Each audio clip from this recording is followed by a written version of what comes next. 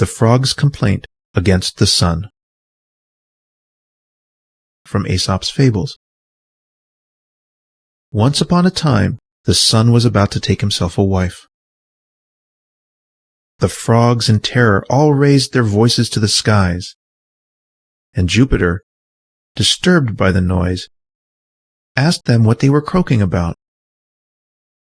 They replied, "The sun is bad enough, even while he is single, drying up our marshes with his heat as he does. But what will become of us if he marries and begets other suns?"